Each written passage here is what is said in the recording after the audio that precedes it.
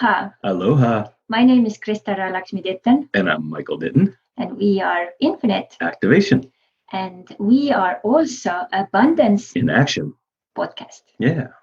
Welcome to the introduction to the podcast. And today we are going to introduce you where this idea came from, what's my background connected to the podcast, and then also what's Michael's background and where we are intending to, head with this podcast. Yeah, we're excited. We've been kicking her around for some time now, and here we are. Yeah. So when we go back in time, many of you may not know, but in 1994, when I was still studying in Estonia, I was invited by a friend to do a talk show in a local radio in Estonia. And that was going on for a while, and it was called the Waves of Life talk show. And my purpose with that talk show was actually to invite people who had really exciting stories and share their beautiful dreams which they were living, and then inspire and motivate others to do the same. And sometime later, when I moved to another town, I actually approached another radio station. And as I had the tapes from the previous show, they listened through it and they said, that's kind of interesting. We've never done anything like that. So we would welcome you to do a similar talk show here. So, and that was in the central Estonia where I lived at the time. So I could also experiment with that. And I remember so well when one of the times when it aired, I was actually in one of the department stores, and then it was me talking in the radio, and I felt so proud. So it was a small thing, but I mean, not many people have had that experience. So it really encouraged me to start to work and do more kind of deep diving into my passions. And sometimes later, when I lived in Norway, I discovered that I have passion for anthropology, which is all about culture and people and communication. And as I was studying anthropology for altogether 5 years, I learned also a lot about qualitative research and also interviews. As part of the master program, I had to travel to South Africa, and I did my own documentary project there. I had to interview many people also for that project from that different type of, interview set. And so, which was very exciting. I interviewed quite many people. Of course, only few was selected into the movie because you only have certain minutes of time. But it was such an exciting experience to see how different we are, but at the same time, how similar we are.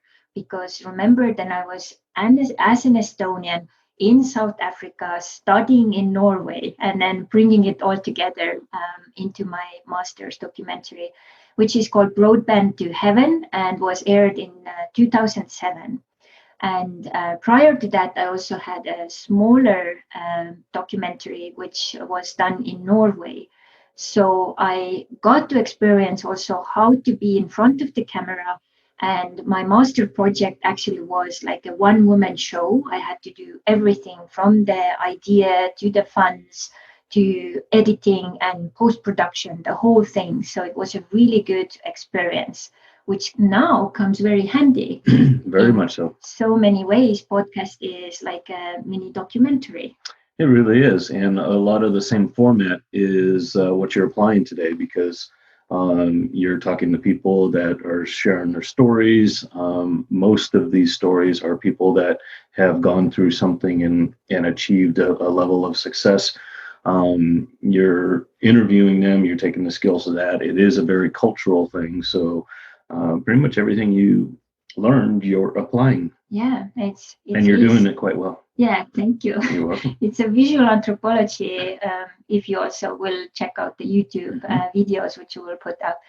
And going deeper into the whole path of exploring these treasures of mine or talents, I really, really love to write. All these years I've been writing. So now hopefully soon we'll have my book also between the covers. But I've been doing blogs. I started in Norway, and later 2013 I started again. I have been doing some freelance writing to magazines and newspapers in Estonia and some other places. And also I've been now interviewed in some other podcast together with Michael and separately. And I've always really enjoyed to be in front of the people, to mediate, to facilitate, to teach, to speak. And I've actually done it quite a bit. And many times I realized I actually haven't really acknowledged this part of my, expression of my different talents. Yeah. Which is really important. And last year, I also started a little project called Aloha Fairytales, where I started to collect these different stories from Hawaii with different very exciting people. One of them also our kumuhula and some other people. So one way to also preserve Hawaiian culture and Hawaiian stories, as stories has been such an important part of Hawaiian culture anyways. So it's been such an honorable journey, and already now, as we started with the Estonian podcast, it has been so exciting. So many doors and gates have been opening up, and new relationships and connections are developed, which I would even not imagine possible. And the same also with the English one. We have only done a little bit, but we already have massive amounts of new connections as well. So far, yeah. Yeah. And so now, Michael, you have had also quite many experiences with speaking and different ways using that kind of talent. And you have a very sexy voice too. Oh, I thank you very much. And I love to use it. Over the years with various speaking engagements, motivational, inspirational, I've done voiceover work, and I really enjoy that, commercials and other things. I love to MC, and normally I like to MC for like charitable type events. Which you did a lot when we were in Mexico. Yeah. And we also did the movie project together, movie nights project in Mexico, in the cultural center where we lived. Right. And you were such a good MC, and I did all the tech stuff and social media stuff. So. Yeah. Well, I love sharing story, and I love, I just enjoy it. It's a passion of mine. People feel very safe when you are around.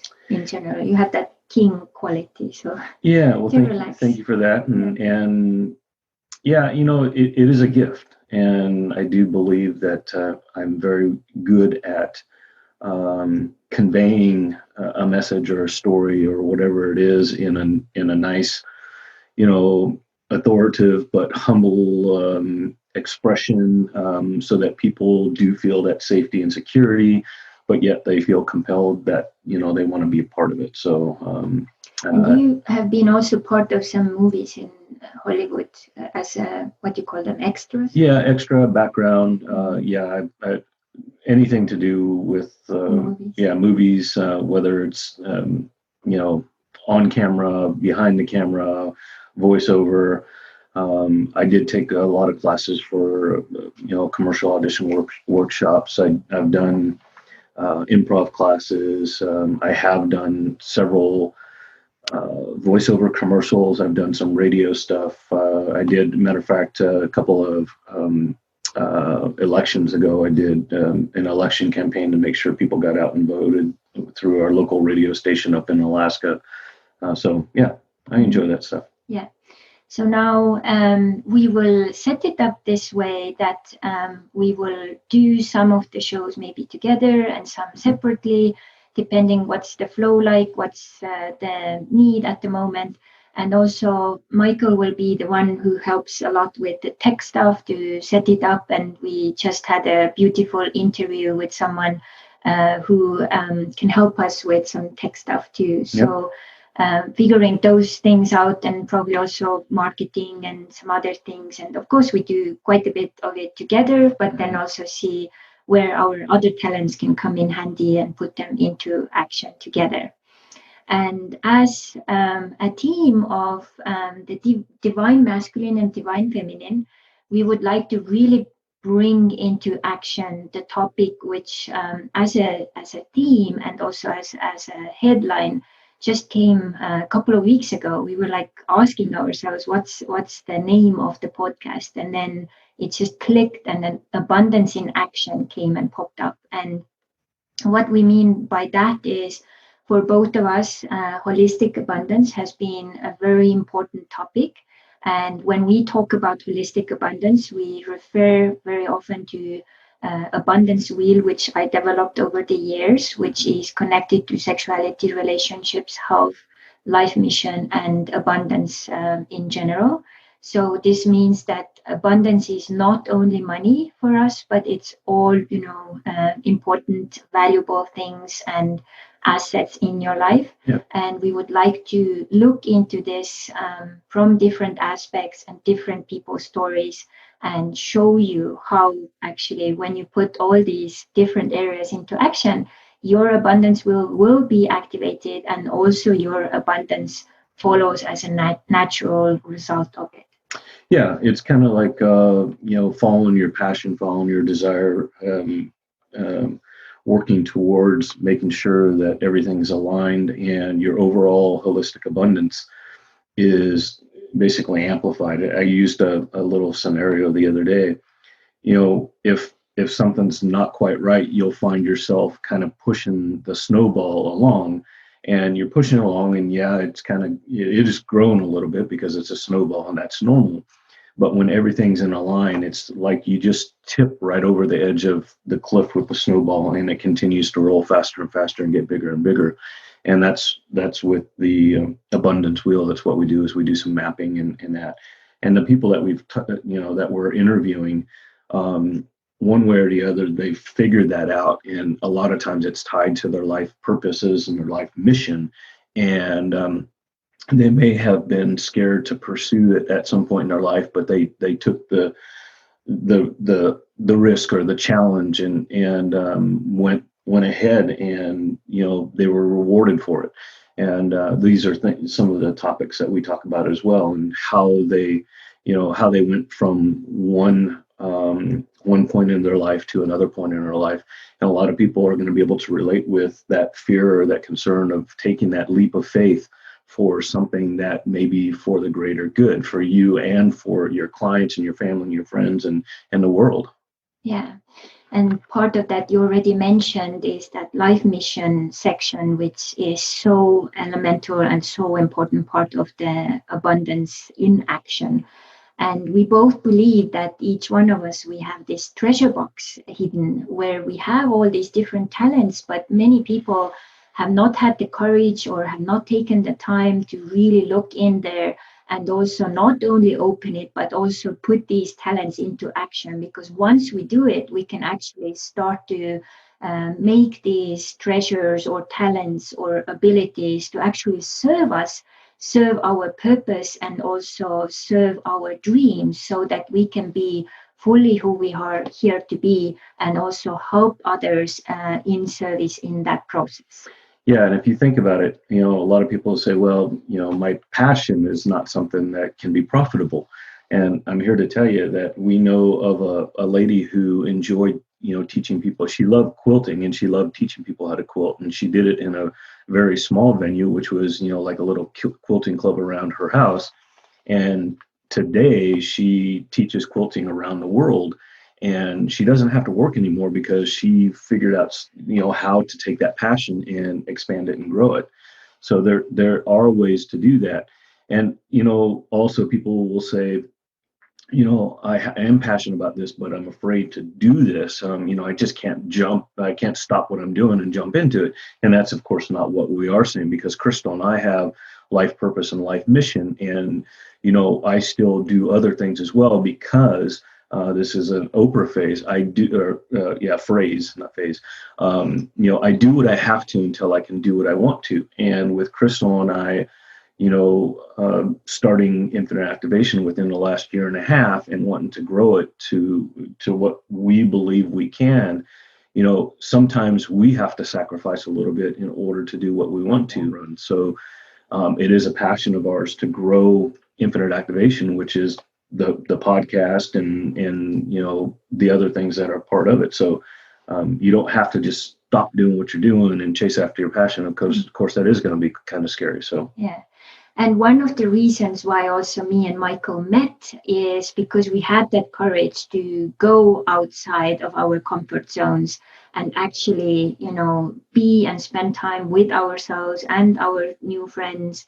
And in that process, discover like who we are, what we want, what's the new destination, what's the new vision, what's the new mission. And we really encourage with this podcast for everyone to have that deeper look and like, why am I here? What's my purpose, and what's the next thing I can choose, and to inspire you, motivate to do those steps. That's very, very important.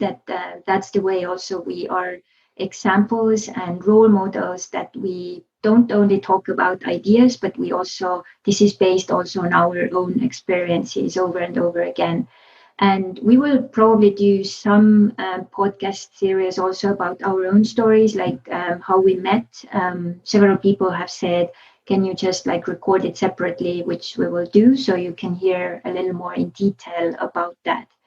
But also, I think one of the missions with this podcast is to also activate and accelerate global cooperation.